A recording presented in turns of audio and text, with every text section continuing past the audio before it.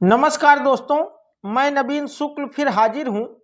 नेपाल में हुए एक ऐसे अपहरण और हत्या की कहानी लेकर मित्रों, जिसने नेपाल ही नहीं बल्कि भारत को भी हिलाकर रख दिया था। दोस्तों, आजकल तो स्कैम्स को लेकर लोग काफी सतर्क रहते हैं। ये जो ठगियां आजकल फोन से और अन्य माध्यमों से हो रही हैं, तो आजकल का आदमी तो काफी सतर्क रहता है मित्रों। लेकिन आज से 15-16 साल पहले ये चीजें लोगों के लिए बहुत ही नई थी और लोग इन सारी चीजों में भरोसा कर लेते थे और लोग लालच में आकर इन अपराधियों का शिकार आसानी से हो जाया करते थे। दोस्तों, आज की यह सच्ची घटना सिर्फ कहानी नहीं बल्कि एक बहुत बड़ा सबक है। यह सच्ची घटना हमारे पड़ोसी देश नेपाल की है मित्रों, और इस घटना की शुरुआत एक स्कैम मैसेज से होती है। दोस्तों, काठमांडू नेपाल की रहने वाली एक 19 साल की लड़की ख्याति श्रेष्ठा को एक मैसेज मिलता है जिसमें लिखा था कि आपने एक मशहूर वोमेन मैगजीन के द्वारा आयोजित लकी ड्रा में 20,000 रुपए और नेपाल के सबसे चर्चित टूरिस्ट प्लेस पोखरा की टिकट जीती है। मित्रों, थोड़ी देर बाद ख्याति के फोन पर एक फोन आता है और फोन में सामने एक महिला थी जिसने बताया कि वो उसी ख्याति प्राप्त मैगजीन की ऑफिस से बोल रही है जिससे उन्हें मैसेज आया है। उसने वही मैसेज ख्याति से फिर दोहराया और ख्याति को बधाइयां दी और कहा कि अगर तुम्हें यह जीती हुई रकम और टिकट लेना है तो तुम्हें मेरे इस बताए पते पर आना होगा। इसके बाद ख्याति के फोन पर उस जगह का एड्रेस आ जाता है जहां उन लोगों ने ख्याति को बुलाया था। अब ख्याति बहुत खुश हो जाती है और इसके बारे में अपने माता पिता को भी बताती है। दोस्तों, वो भी बड़े खुश होते हैं कि ये तो बहुत अच्छा हो गया, बेटी ने पुरस्कार जीता है। और सब लोग फैसला करते हैं कि ख्याति ये पुरस्कार लेने जाएगी। इसके बाद ख्याति वहां जाने के लिए तैयार होती है और तय समय पर अपने नौकर राम के साथ वहां पहुंच जाती है। नौकर राम ख्याति को उस एड्रेस पर ड्रॉप करके वापस चला आता है क्योंकि फोन पर पहले ही उन लोगों ने बता दिया था कि इस प्रक्रिया में थोड़ा ज्यादा समय लग सकता है। थोड़ी देर बाद एक महिला ख्याति के पास आई और खुद को मैगजीन की रिप्रेजेंटेटिव बताते हुए ख्याति को जीत की बधाई देती है और इसके बाद में ये महिला ख्याति को लेकर एक अपार्टमेंट में चली जाती है। मित्रों, कमरे में घुसते ही एक शख्स को देखकर ख्याति चौंक जाती है, लेकिन वो शख्स खुद को मैगजीन से जुड़ा आदमी बताता है और कहता है कि वह इसी कंपनी में इसी मैगजीन में काम करता है और जीती हुई रकम के लिए जितनी भी फॉर्मेलिटियां होनी है वो सारी वही करेगा। मित्रों, बातचीत शुरू होती है और इसी दौरान ये शख्स ख्याति को एक कोल्ड ड्रिंक का ग्लास देता है और एक ग्लास खुद ले लेता है। फिर आगे की कार्रवाई शुरू कर देते हैं दोनों लोग। दोस्तों, ये सब होते होते ये लोग टाइम पास कर रहे थे तो शाम होने लगती है। अब ख्याति के माँ बाप थोड़ा चिंतित होते हैं, लेकिन पहले से ही ज्यादा समय लगने की बात पता थी, इसलिए इन लोगों को बहुत ज्यादा कोई हेडेक नहीं था। ये लोग इंतजार कर रहे थे। लेकिन अब धीरे धीरे अंधेरा जब ज्यादा हो गया मित्रों, तो ख्याति के माँ बाप को चिंता होने लगी और उन्होंने ख्याति के कुछ दोस्तों से फोन पर पूछना शुरू किया कि ख्याति आई तो नहीं। उन्हें लगा कि शायद हो सकता है कि ये पुरस्कार जीतने के बाद किसी दोस्त के यहाँ चली गई हो बताने के लिए। लेकिन मित्रों, सबने यही कहा कि ख्याति तो यहाँ नहीं आई। अब ये लोग ख्याति की तलाश कर ही रहे थे कि उसी समय ख्याति के पिता के फोन पर एक मैसेज आया जिसे पढ़कर घर वालों के पैरों तले से जमीन खिसक गई। मित्रों, मैसेज में लिखा था कि ख्याति को किडनैप कर लिया गया है। अगर तुम अपनी बेटी की सलामती चाहते हो तो फौरन 10 लाख का इंतजाम करो, और अगर तुमने ये बात पुलिस या किसी अन्य को बताई तो ख्याति को मार दूंगा। दोस्तों मैसेज से घबराए ख्याति के माँ बाप ने पहले तो पुलिस में जाने की योजना बनाई, लेकिन फिर इरादा बदल लिया, क्योंकि पिछले कुछ दिनों में इनके आसपास हुई कई ऐसी घटनाओं में किडनैपरों ने बच्चों को सिर्फ इसलिए मार दिया था क्योंकि उनके घर वालों ने यह बात पुलिस को बता दी थी। खैर, ख्याति के माँ बाप फौरन 10 लाख की व्यवस्था में जुट गए मित्रों, और जल्द ही इन लोगों ने 10 लाख की व्यवस्था भी कर ली। अब ये लोग इंतजार करने लगे कि किडनैपर का फोन आए, मैसेज आए, कहाँ जाना है, ये पैसा कहाँ पहुंचाना है, कोई एड्रेस मिल जाए। लेकिन किडनैपर का कोई मैसेज नहीं आया मित्रों, कोई फोन नहीं आया। ये फोन भी ट्राई करते रहे किडनैपर का बार बार, जिससे मैसेज आया था, लेकिन उसका भी कोई फायदा नहीं निकला मित्रों। धीरे धीरे रात बीत गई, सुबह से लोग इंतजार कर रहे थे, तभी फोन की घंटी बजी। इन लोगों ने मैसेज देखा तो मैसेज में लिखा था कि पैसे लेकर बुटवाल पहुंचो। दोस्तों, बुटवाल काठमांडू से लगभग 270 किलोमीटर दूर है। खैर, ख्याति के माँ बाप अपने नौकर के साथ बुटवाल पहुंच जाते हैं और किडनैपर को मैसेज करते हैं कि वो लोग पहुंच गए। अब किडनैपर इन्हें थोड़ी देर इंतजार करने के लिए कहता है मित्रों। फिर कुछ देर बाद एक मैसेज आता है कि पैसे लेकर चितवन पहुंचो। दोस्तों, चितवन बुटवाल से 160 किलोमीटर दूर है, लेकिन बिना देरी किए कई घंटों का सफर तय करके ये लोग चितवन पहुंच जाते हैं और मैसेज करते हैं कि हम लोग आ गए। थोड़ी देर इंतजार करने को कहकर किडनैपर जो है अब इन्हें फिर एक मैसेज भेजता है और कहता है कि अब पैसा वहां नहीं, सुनौली में लेंगे, तो आप लोग सुनौली पहुंचो। जो सुनौली थी मित्रों, ये चितवन से लगभग 155 किलोमीटर दूर थी। अब ये लोग क्या करते, थकान तो बहुत ज्यादा थी, लेकिन कोई और रास्ता नहीं था मित्रों, तो ये लोग फौरन सुनौली पहुंचते हैं और फिर किडनैपर को मैसेज में बताते हैं कि हम लोग सुनौली पहुंच गए हैं, बताओ अब कहां आना है। तो थोड़ी देर इंतजार करने के बाद किडनैपर ने मैसेज किया कि अब पैसे लेकर दार्जिलिंग पहुंचो। यानी अब वो इन्हें नेपाल से भारत बुला रहा था मित्रों, और इतनी बड़ी रकम लेकर बॉर्डर क्रॉस करना बहुत ही मुश्किल काम था।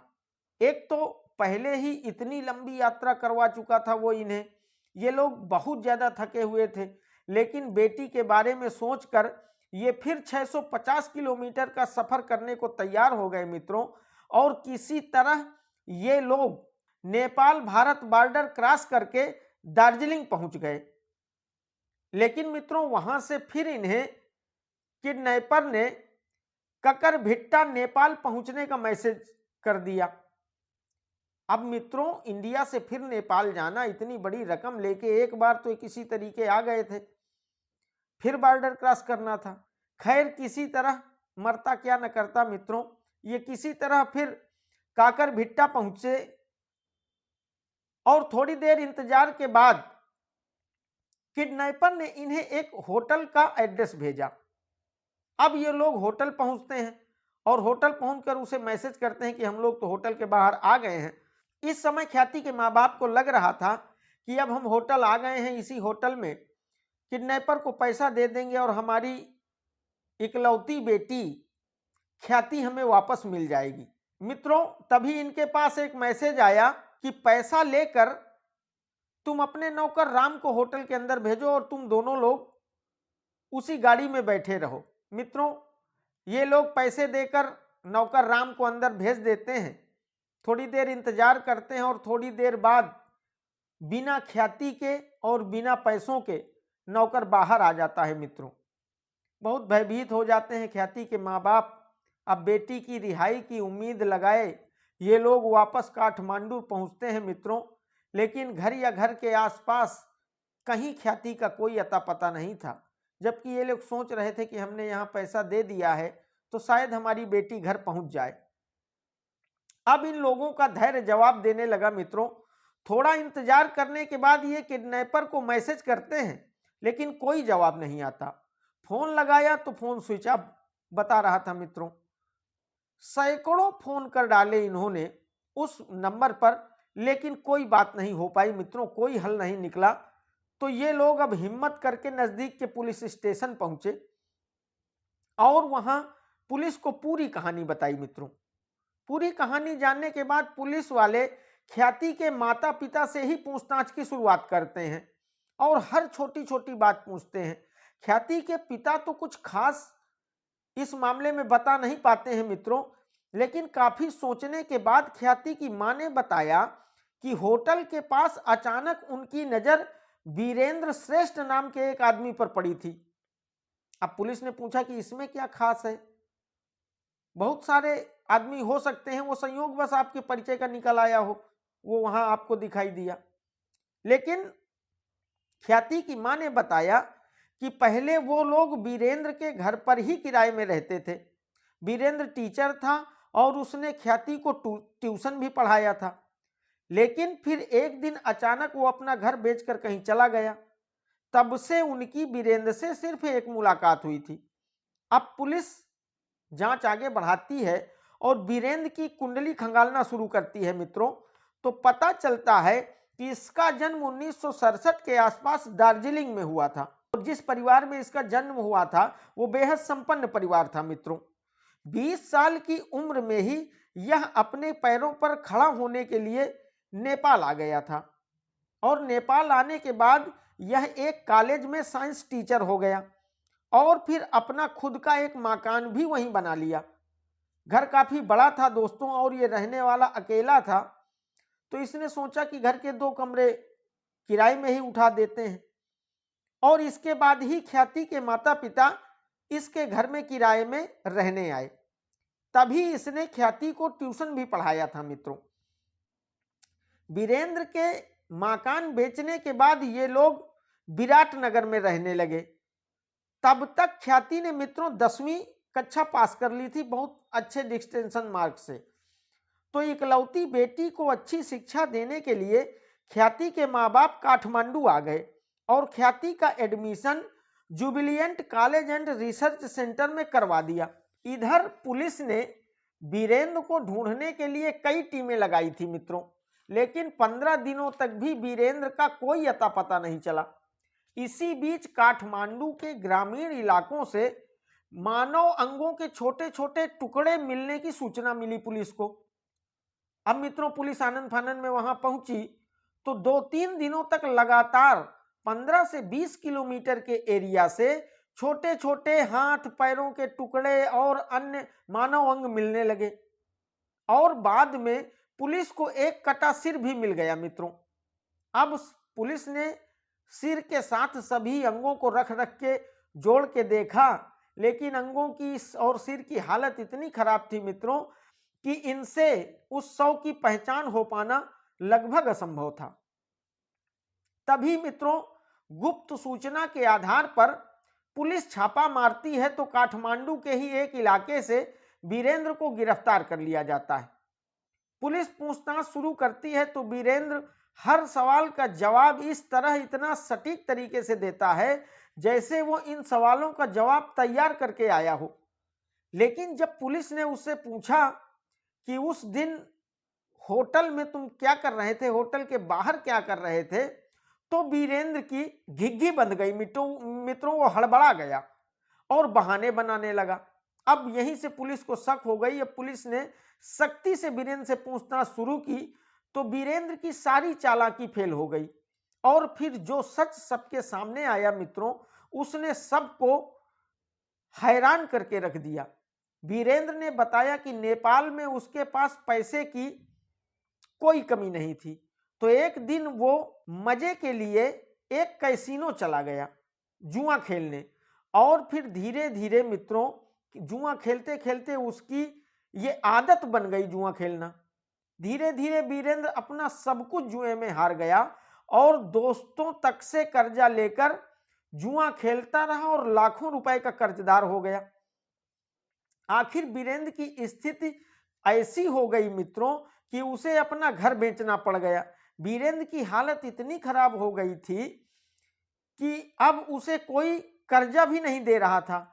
घर और रिश्तेदारों से तो पहले ही उसने बहुत सारा पैसा उधार ले लिया था, तो वहां से भी पैसा मिलने की, कर्जा मिलने की कोई उम्मीद नहीं थी। मित्रों, अब एक छोटे से घर में काठमांडू में ही वीरेंद्र किराए का एक कमरा लेके रहने लगा। तभी एक दिन उसे पता चला कि उसके पुराने किराएदार ख्याति के माता पिता भी यही रहते हैं। तो इस उद्देश्य से कि इन लोगों से मुलाकात भी हो जाएगी, बहुत दिन से नहीं हुई है, और एक लालच ये था वीरेंद्र के अंदर कि शायद इनसे कुछ कर्जा मिल जाए। यह सोचकर मित्रों वीरेंद्र 5 जून 2009 को इनसे मिलने इनके घर आया। लेकिन ख्याति के पापा की बातें सुनकर उसने इनसे कर्जा मांगने वाला अपना प्लान बदल लिया। दरअसल ख्याति के पिता ने वीरेंद्र से बताया कि वह बहुत जल्द ख्याति को पढ़ाई के लिए विदेश भेजने वाले हैं। तो इसने कहा कि विदेश भेजने में तो बहुत सारा पैसा लगता है, कैसे भेजेंगे आप? तो ख्याति के पिता ने बताया कि इसके लिए उन्होंने अपनी एक पुरानी जमीन बेच दी है और कुछ खुद का भी उनके पास बचत किया हुआ बैंक बैलेंस है, तो उससे काम चल जाएगा। ख्याति के पिता वीरेंद्र को ये सब बातें इसलिए बता रहे थे मित्रों, क्योंकि वो उसके घर में रहे थे, उससे पारिवारिक संबंध थे, नजदीकियां थी। उन्हें क्या पता था कि यही अपना, जिसे वो अपना समझ रहे हैं, एक दिन जीवन का उन्हें सबसे बड़ा दर्द देने वाला है।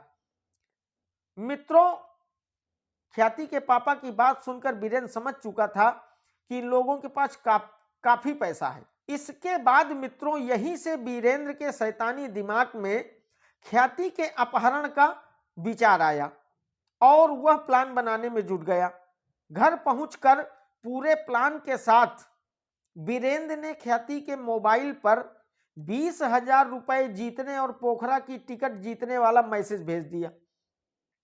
मित्रों, उसने इसमें अपनी एक पुरानी स्टूडेंट मरीना साक्या को भी शामिल कर लिया और मरीना से ख्याति के फोन में फोन करवाया और जो मैसेज इसने भेजे था उसी मैसेज को रिपीट करने के लिए कहा और इसके बाद एड्रेस भेजकर मरीना के माध्यम से ही इसने उस अपार्टमेंट में ख्याति को बुलवाया। मित्रों, ख्याति जब इसको कमरे में लेकर गई थी और ख्याति चौंकी थी उस कमरे के अंदर उस शख्स को देखकर। वो कोई और शख्स नहीं मित्रों, बल्कि यही वीरेंद्र था। और वीरेंद्र ने भी ख्याति को देखकर चौंकने का नाटक किया था ताकि ख्याति को ऐसा न लगे, क्योंकि उस एक दिन पहले ही यानी 5 को ही इनकी और वीरेंद्र की, दोनों की, ख्याति की मुलाकात हो चुकी थी। खैर मित्रों, वीरेंद्र ने ख्याति से बताया कि उसकी नौकरी छूट गई है और अब वो इसी मैगजीन में काम करता है। और इसके बाद उसने कोल्ड ड्रिंक का एक ग्लास ख्याति को दिया और एक अपने लिए लिया। ख्याति ने जैसे ही वो कोल्ड ड्रिंक पिया, वो तुरंत मित्रों बेहोश हो गई और इसने ख्याति को किडनैप कर लिया। अब मित्रों, पुलिस ने पूछा कि तुम्हें तो अपहरण करने वाले पैसे भी मिल गए थे, 10 लाख तो ये तुमको उस होटल में दे ही चुके हैं, तो फिर ख्याति अब तक क्यों नहीं लौटी? तो वीरेंद्र ने बताया मित्रों कि ग्रामीण इलाकों से जो आप लोग मानव अंग इकट्ठा कर रहे हैं, दरअसल वो ख्याति के ही 100 के मानव अंग हैं और उसी ने उन्हें काटकर चारों तरफ फेंका है, और वो इसलिए ताकि 100 की पहचान न हो सके। वीरेंद्र ने बताया कि बेहोश होने के 1 घंटे बाद ही उसने ख्याति की हत्या कर दी थी और फिर उसने 100 के छोटे छोटे टुकड़े करके अगले 4 दिनों में चारों तरफ फेंक दिए।